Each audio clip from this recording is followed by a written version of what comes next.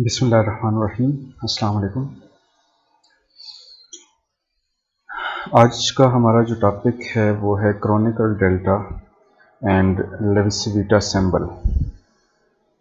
इन दो सिंबल्स के ऊपर हम बात करेंगे और इनको मुख्तलिफ अंदाज से सॉल्व करने के और इक्वेशंस में यूज़ करने के तरीके हम देखेंगे कि किस तरह हम इनको यूज़ कर सकते हैं। तो फर्स्ट ऑफ ऑल हमारे पास क्रोनिकल डेल्टा फंक्शन है। A much used symbol in tensor calculus has the effect of annihilation the off diagonal terms in double summation। Mean कि ऑफ डायगोनल टर्म्स के ऊपर ये आपके पास एनहिलेट हो जाता है, ख़त्म हो जाता है। इसका मतलब क्या है? आपको एक बात पता है कि जो आपके पास मैट्रिक्स होता है उसके जो डायगोनल एलिमेंट होते हैं उनके सबस्क्रिप्ट हमारे पास इक्वल होते हैं। मतलब अगर आपके पास सबसे पहली रो में आपके पास अगर आपके पास एक 3x3 मैट्रिक्स है लेट्स से, तो हम इसको आई थिंक हमें कर लेना चाहिए।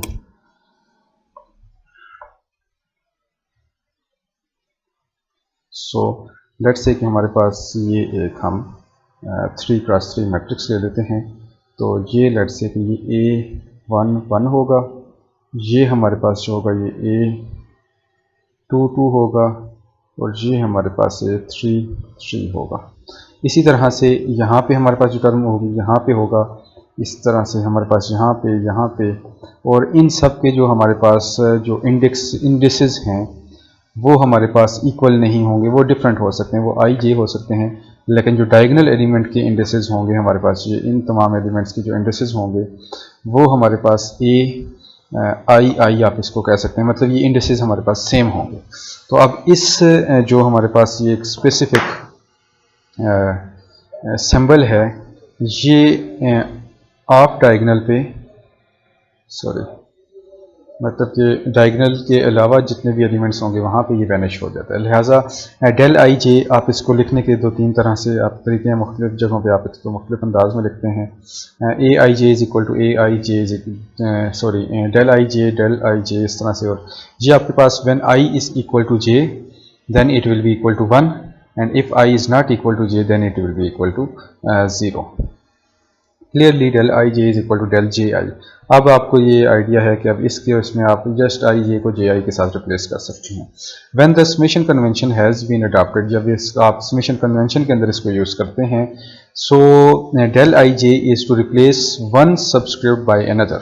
उस केस में आप ये करते हैं कि इसको इस्तेमाल किया जाता है एक सबस्क्रिप्ट को दूसरे सबस्क्रिप्ट में कन्वर्ट करने के लिए। लेट्स से कि आपके पास यहाँ पे अब ये देखें कि b J del I J is equal to v i है हमारे पास। इसको भी हम यहाँ पे थोड़ा सा कर लेते हैं और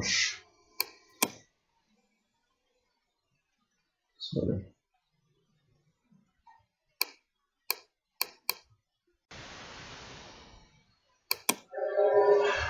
okay. So B J del I J is equal to B I, इसको हमने इस तरह से ले लिया। अब ये है कि हमें एक चीज़ का आइडिया है कि ये आपके पास जो डेल आई जे है, अगर ये हमारे पास हो जाता है डेल आई जे जो है ये 1 तभी होगा, इक्वल टू 1 तभी होगा when i is equal to j होगा। अगर i is equal to j होता है तो तभी ये 1 होगा। तो हम इसको लिख सकते हैं डेल आई आई।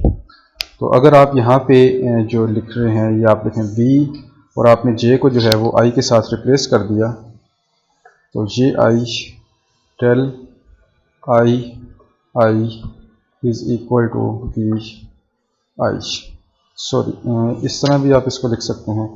तो अगर आप इसको आई इज़ इक्वल टू जे लिख देते हैं तो ये आपके पास जो बी आई है वो आपके पास मतलब कि ये अब आपके पास यहाँ पे इसका जो वैल्यू होगी वो 1 हो जाएगी और सिर्फ जो चीज़ रह जाएगी वो आपके पास बी आई ही रह जाएगी, बी आई रह जाएगी। तो इस तरह से आप इसको यहाँ से ये देख सकते हैं कि बी जे और हमने यहाँ पे जस्ट इसको रिप्लेस किया था और ये B I at the end हमारे पास यहाँ पे आंसर आ गया। तो इस तरह से भी आप इसको कर सकते हैं। हम आते हैं अपने नेक्स्ट एग्जांपल की तरफ। इसी तरह अब यहाँ पे आप देख लें कि आपके पास ए आई जे है, डेल जे के है is equal to del I J del K J is equal to A I K आपने कर दिया है। तो इसमें भी बिल्कुल ऐसे ही आपने जो भी किया वो लेट से कि हमारे पास यहाँ पे जो स्पेस है वो एम्प्टी है, तो हम यहीं पे इसको ड्रा करके चेक कर लेते हैं। सो यहाँ पे लेट से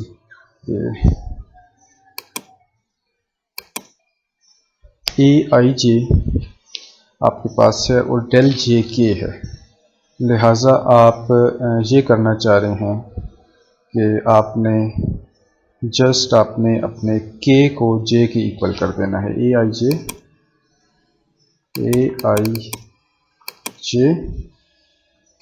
डेल जे के इफ ए आई के डेल, तो आपने जे को के के साथ रिप्लेस किया, तो आप यहाँ पे लिखेंगे के और आप यहाँ पे लिख दें व्हेन के इज इक्वल टू जे। तो अब ये होगा कि ये आपके पास जो टर्म है ये आपके पास 1 हो जाएगी और आपके पास जो बचेगा वो ए आई के मिल जाएगा हमें। तो इस तरह से आप इसको लिख सकते हैं। मीन के अगर आपने इंडिसेस को चेंज करना हो समेशन कन्वेंशन के अंदर, तो उस दौरान आपका ये जो डेल आई जे जो क्रोनिकल डेल्टा फंक्शन है, ये आपको बहुत ज़्यादा हेल्प करता है। Dummy indices shared by both terms on the left hand side, namely j has been replaced by the free index carried by the canonical delta। ये जो अभी हमने कर लिया है, मतलब जो कि डमी इंडिसेस हैं उनको हमने चेंज कर दिया है। Okay, and the delta samples has disappeared because it will be 1 when both indices will be equal. In matrix language can be written as AI is equal to A, where A is the matrix with element Aij and I is the unit matrix having the same dimensions as A। इसी तरह अब matrix की terms में अगर आप इसको लिखना चाहें तो आप इसको लिख सकते हैं a I is equal to ए। अब ये आप यहाँ पे देखिए कि ये जो आपके पास पूरी की पूरी यहाँ पे हमें ये टर्म नज़र आ रही है, इस टर्म को आपने जस्ट मैट्रिक्स फॉर्म में इस तरह से लिख दिया। ये ए आई जे जो है ये आपके पास इनके इस कैपिटल मैट्रिक्स ए जो हमने लिखा है इस मैट्रिक्स के ये एलिमेंट्स हैं, और ये आई जो है ये आपके पास यहाँ पे एज एन आइडेंटिटी आपके पास डायराक डेल्टा फंक्शन काम करेगा, और इस तरह से आप इसको लिख सकते हैं। In some expression we may use Kronecker delta to replace indices in number of different ways. बहुत डिफरेंट अंदाज से आप इनको कई अंदाज से डेल्टा को यूज़ कर सकते हैं इंडिसेस को चेंज करने में। ए i j b J k del k i is equal to A i j b j i. अब ये किस तरह से चेंज हुए, अब आपने जिस तरह से हमने ऊपर यहाँ पे ये प्रैक्टिस कर ली है, इस तरह आप खुद इसकी प्रैक्टिस करेंगे और आपको आइडिया हो जाएगा कि ये इस तरह से भी लिखा जा सकता है और इस तरह से भी लिखा जा सकता है। Where the two expressions are on the right hand sides are totally equivalent to one another. So मतलब ये दोनों एक दूसरे की दूसरे के इक्वल हैं। इसी तरह से अगर आप डॉट प्रोडक्ट ले लेते हैं तो डॉट प्रोडक्ट में भी आप इसको लिख सकते हैं। अब आपको एक बात का आइडिया है कि डॉट प्रोडक्ट में हमारे पास जो आई का आई के साथ जो डॉट होगा वो तो इक्वल, मतलब उसका तो हमें आंसर मिलेगा, लेकिन दूसरे का आंसर जो है आई डॉट जे का आपको आंसर 0 मिलेगा। लिहाजा अगर आप इसको जनरल फॉर्म में लिखना चाहें तो आप a dot b is equal to A i b J del I j भी लिख सकते हैं। और जब ये आपके पास आई और जे की डिफरेंट वैल्यूज़ होंगी तो ये पूरी की पूरी टर्म 0 हो जाएगी। और अगर आपके पास आई और जे की सेम वैल्यूज़ आपके पास यहाँ पे मिलती हैं तो उस केस में ये पूरी की पूरी टर्म इसका हमें आंसर मिल जाएगा। और यही हमारे पास जो डॉट प्रोडक्ट होता है उस के सूरत में हम करते हैं। नेक्स्ट अगर आप यहाँ पे इस एग्जाम्पल नंबर 1.6 को देखें तो del I J x I X J is equal to 1x11 0x12 0x13 0x21। और ये अब आप यहाँ पे देखें कि आपने just n is equal to 3 तक इस सब को सम किया है। लिहाजा जब आप i की वैल्यू 1 पुट करेंगे और j की वैल्यू भी आप 1 पुट करेंगे तो उसमें आप ये होगा कि ये यहाँ पे भी 1 हो जाएगा, यहाँ पे भी 1 हो जाएगा, और ये आई जे क्योंकि आपने दोनों में 1 1 पुट कर दिया है तो आपके पास इसका आंसर 1 हो जाएगा। लिहाजा आपने ये फर्स्ट टर्म लिख दी है।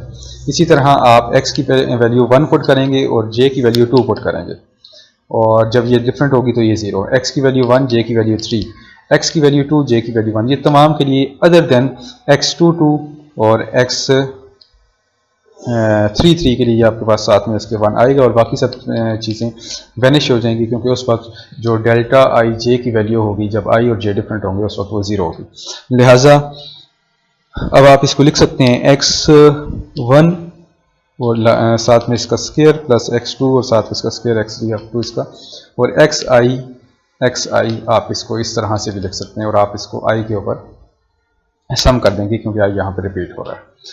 In general del I J x i J is equal to x i, अब आप इसको यहाँ इसको हमने इसके इक्वेट कर दिया, and delta r j del i r x i is equal to A i J x i, और ये भी आपके पास। अब ये जो चीज़ है ये आपने खुद से प्रूव करनी है कि ये किस तरह से हुई है। सो नेक्स्ट हम आते हैं, नेक्स्ट हमारे पास जो है वो है अल्टरनेटिंग सिंबल, इसको आप कहते हैं लेविस-वीटा फंक्शन भी आप इसको नाम देते हैं। अब इस केस में हमारे पास ये जो आपके पास अल्टरनेटिंग सिंबल ये लेविस-वीटा फंक्शन है, इस केस में क्या होता है, इसमें ये होता है कि ये आपके पास जो है वो रैंक 3 टेंसर है, और इसमें जो आपके पास यहाँ पे ये direct delta chronicle delta function था, ये हमारे पास ये टेंसर ऑफ रैंक 2 था, रैंक 2 टेंसर था, और अब हमारे पास यहाँ पे ये रैंक 3 टेंसर है। अगर आप इसकी डेफिनेशन को देखें तो ये आपके पास आप इसका सिंबल कुछ इस तरह से आप इसको लिखेंगे, और ये आपके पास इसकी जो वैल्यू होगी वो +1 होगी अगर आपके पास आई जे के जो हैं वो 1 2 3 2 3 1 और 3 1 2 के कम्बिनेशन के अंदर होंगे।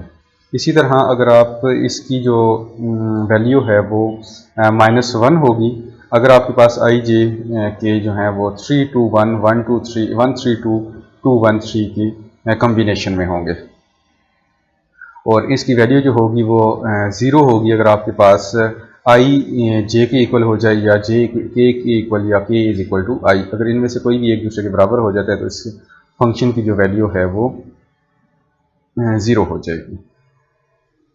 सो अगर आप इसको थोड़ा सा और एक सिंप्लीफाइड वे में देखें तो इसकी वैल्यू +1 होगी जब आपके पास एंटी साइक्लिक परमुटेशन होगी, और इसकी वैल्यू -1 होगी जब आपके पास साइक्लिक परमुटेशन होगी। तो इस तरह से ये आपका जो लेविस-वीटा फंक्शन है ये इस तरह से वर्कआउट करेगा।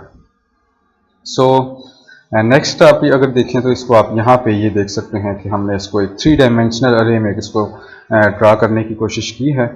आप यहाँ पे देखिए कि आपके पास जो ब्लू है ये आपको जो है ना वो आई की वैल्यू इसको रिप्रेजेंट कर रहा है। इन द सेम वे जो रेड है वो आपको जो वैल्यूज़ प्रेजेंट कर रहा है वो आई इक्वल टू 2 के लिए कर रहा है, सॉरी ब्लू जो है वो आई इक्वल टू 1 के लिए है। इन द सेम वे जो रेड है वो आई इक्वल टू 2 के लिए है, और जो ग्रीन है वो आई इक्वल टू 3 के लिए है, इस तरह से।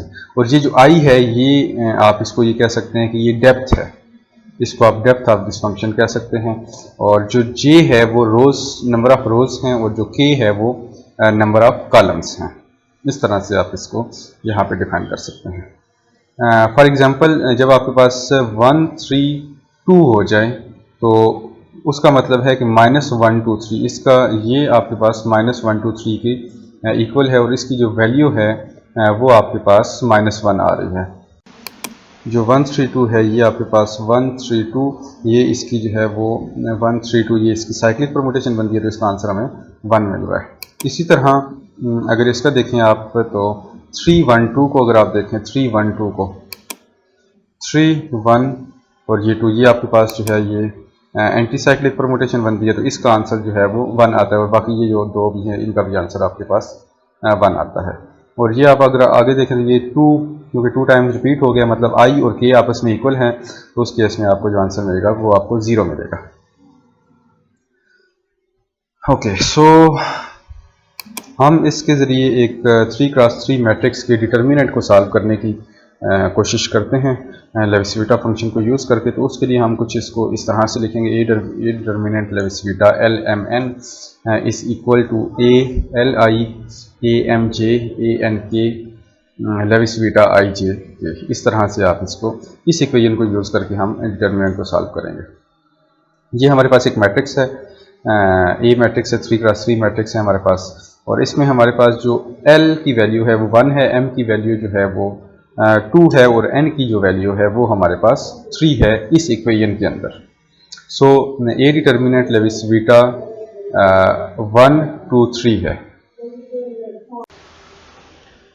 सो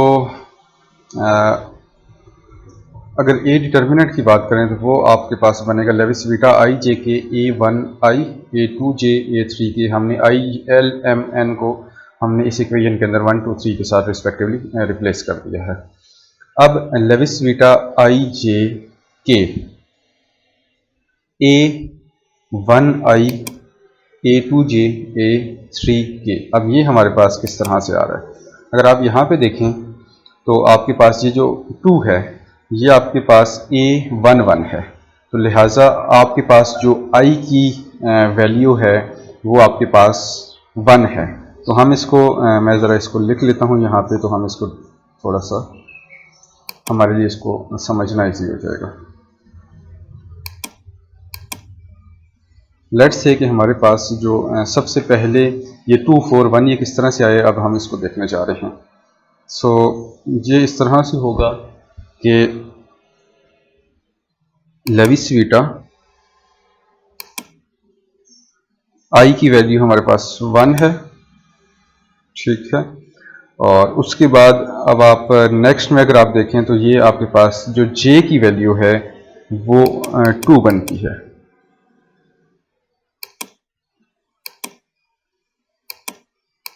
जे की वैल्यू हमारे पास 2 है। इसी तरह जो हमारे पास के की वैल्यू है वो हमारे पास है 3, ये 1 2 3 इस तरह से है।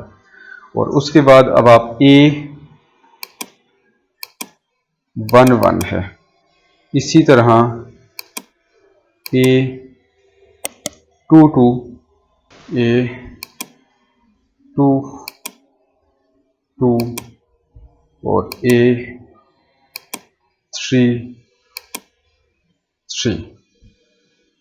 सो अब इस केस में 1 2 3, अब इसकी वैल्यू जो होगी वो 1 हो जाएगी। इसकी वैल्यू जो होगी A11 जो है वो हमारे पास 2 है, मल्टीप्लाइड बाय A22 जो है वो हमारे पास 4 है। और इसी तरह से हमारे पास जो A33 है वो हमारे पास 1 है। तो इस तरह ये पहली टर्म हमारे पास आ जाएगी। उसके बाद हमारे पास I की वैल्यू जो होगी वो हमारे पास 1 ही रहेगी। I की वैल्यू जो होगी वो हमारे पास 1 ही रहेगी। और हमारे पास जो J की वैल्यू है वो हमारे पास होगी 3। और उसके बाद जो हमारे पास K की वैल्यू है वो हमारे पास होगी 2, 1 3 2। अब ये परम्यूटेशन हमने देखनी है। हमने 1 2 3 परम्यूटेशन देख ली, अब हम 1 3 2 परम्यूटेशन देखेंगे। और इसमें ये होगा कि हमारे पास हमने जो I की वैल्यू अभी सिलेक्ट की है वो हमारे पास है 1, सो हम लिखेंगे A11। The same way A2J है हमारे पास, तो हमारे पास जो J की वैल्यू है वो 3 है। इसका मतलब है यहाँ पे हमने लिखना है 2 3। इसी तरह से नेक्स्ट जो हमारे पास होगा वो होगा A3K,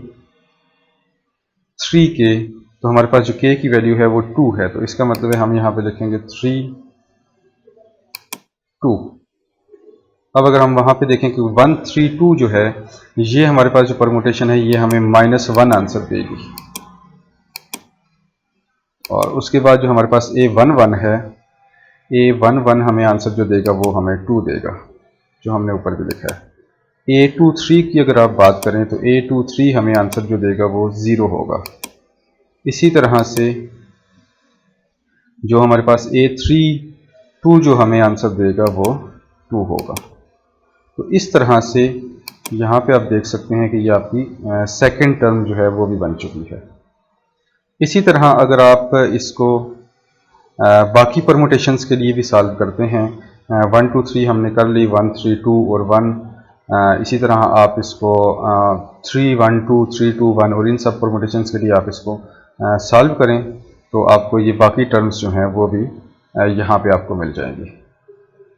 तो और उस तरह उसके अलावा अगर आपके पास वन और आपने वन को 2 टाइम्स यहाँ पे परमुटेशन में लिख दिया तो फिर उसके बाद ऑब्वियसली आपका जो आंसर होगा वो 0 आपको मिल जाएगा। तो ये देखिए कि 1, 2, 3 और 4, 2 आपके पास आपको पॉजिटिव में मिली हैं वैल्यूज़ और 2 आपको जो हैं वो नेगेटिव में मिली हैं। और यही हमने इसकी डेफिनेशन में किया था कि आपको यहाँ पे कुछ वैल्यूज़ जो हैं वो पॉजिटिव में और कुछ उसके बाद आपको नेगेटिव में मिलेंगी। यहाँ पे आप ये देखिए कि 1, 2, 3, इन 3 परमुटेशंस के लिए आपको पॉजिटिव में मिलेंगी और इन 3 परमुटेशंस के लिए आपको -1 में नेगेटिव में मिलेंगी और बाकी तमाम जो वैल्यूज़ होंगी वो आपके पास 0 होंगी। तो आप जस्ट अपने प्रैक्टिस के लिए बल्कि इसको खुद सॉल्व करें, ये बाकी चीज़ें भी आप इसको इन वैल्यूज़ को और इस वैल्यू को आप ज़रा निकालें और उसके बाद आपको आइडिया होगा कि ये किस तरह से सॉल्व हो रहा है।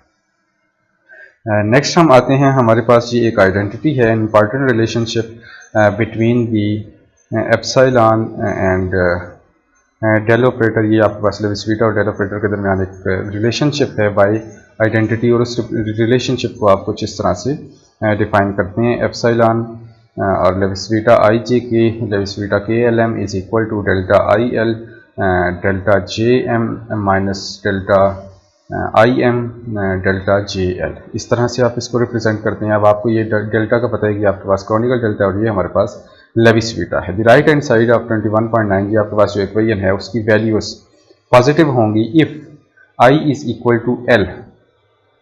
अगर आई जो है वो एल के इक्वल आ जाए और जे जो है वो एम के इक्वल आ जाए, लेकिन जो आपके पास एम है वो कभी भी आई के इक्वल अगर ना आए, तो हम लेट्स से कि इसमें एग्रीमेंट के लिए जो आपके पास इसका राइट हैंड साइड है ये इसके अंदर हम ये वैल्यूज पुट करके चेक कर लेते हैं कि किस तरह से हमारा ये आंसर हमें मिल रहा है। सो हमारे पास है del I l del J M minus del i m multiplied by del j l. So हमने जो पुट करना है वो i is equal to L put करना है। सो हमारे पास डेल i की जगह हमने l को रिप्लेस कर देना है, l हो जाएगा। इसी तरह del j is equal to m, तो हमने जो j है उसको m के इक्वल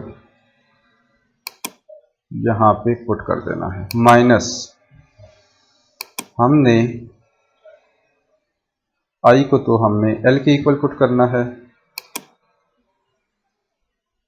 और m को हम एज इट इज यहाँ पे छोड़ देते हैं। अगर आप इसकी जगह j भी पुट कर दे तो कोई फर्क नहीं पड़ेगा, लेकिन हम इसको m एज इट इज रख देते हैं और जो j जो है वो आपके पास जो है वो m के इक्वल आ जाएगा और जो l है आप इसको एज इट इज यहीं पे रिप्लेस कर दें। अब आप यहाँ पे देख सकते हैं कि ये जो हमारे पास पूरी की पूरी टर्म है ये एल एम, क्योंकि ये एल और एम की वैल्यू डिफरेंट होंगी तो और एम एल की वैल्यू आपके पास डिफरेंट होंगी, तो ये आपके पास जो टर्म होगी ये आपको 0 दे देगी, क्योंकि आपके पास जो क्रॉनिकल डेल्टा होता है वो डिफरेंट वैल्यूज़ के लिए 0 देता है। अब ये हमारे पास जो होगा इसका आंसर भी आपको 1 मिलेगा और इसका आंसर भी आपको 1 मिलेगा, तो 1 मल्टीप्लाइड बाई जो 1 होगा वो आपको एट दी एंड 1 आंसर दे देगा। तो आप यहाँ पे देख सकते हैं कि हमने यही कहा कि अगर आप ये लिमिट पुट कर देते हैं तो आपकी जो राइट हैंड साइड है उसमें यहाँ पे आपको +1 मिल जाएगा। इसी तरह अगर आप बात करते हैं कि हम अगर सेकंड वैल्यू को पुट करना चाहें इसी के अंदर, अगर हम इसको रिप्लेस करते हैं दूसरी वैल्यूज़ के साथ,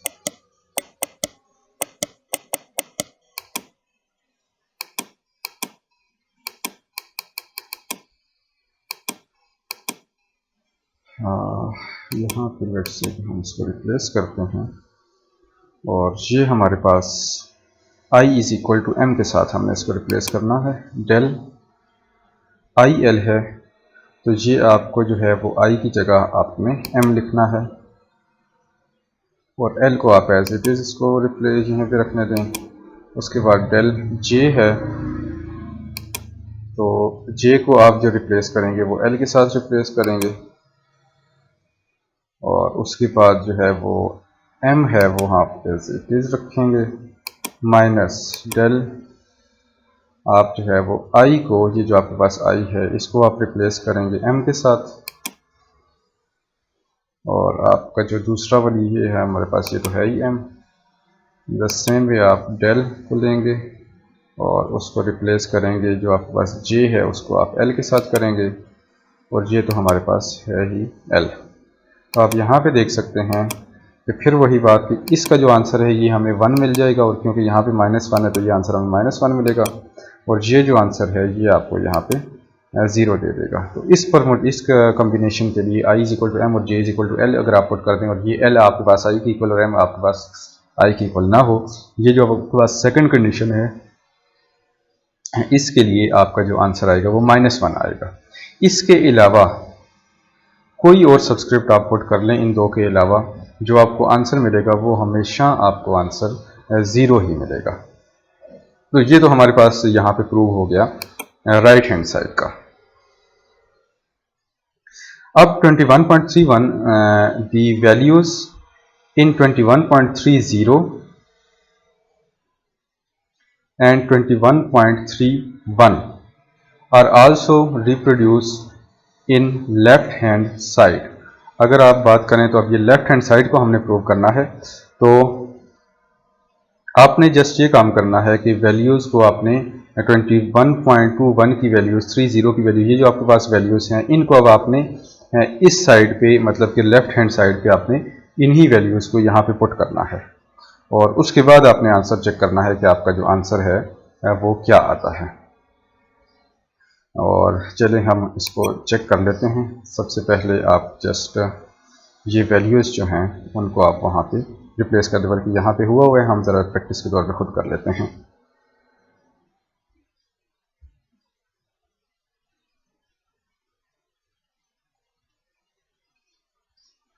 okay, so i is equal to हमने l पुट करना है,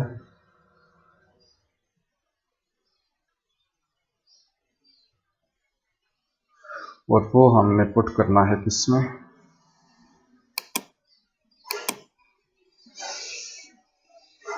Levi's-beta i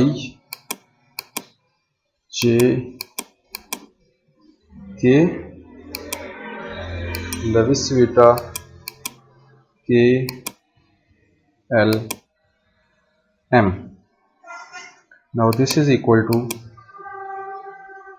i j k and k l m। So i को हमने l के इक्वल पुट कर दिया, लेविस-बीटा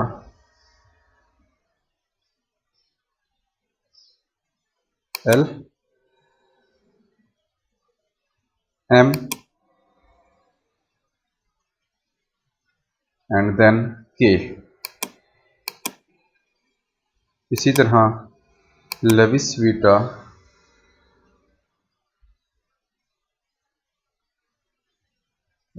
हमने क्या पुट करना है, i इज इक्वल टू हो गया, j इज इक्वल टू हमने पुट कर दिया, और ये आपके पास एज इट इज के एल एम ही रहेगा, के एल एम। सो अगर ये हमारे पास हो चुका है, तो आपके पास जो i is equal to L and j is equal to हमने m यहाँ पे रिप्लेस कर दिया, और उसके बाद लेविस-बीटा i j k जो है वो हमारे पास हो जाएगा l m k, ये हमने जो यहाँ पे लिख दिया, और जो कि इक्वल होगा k l m के।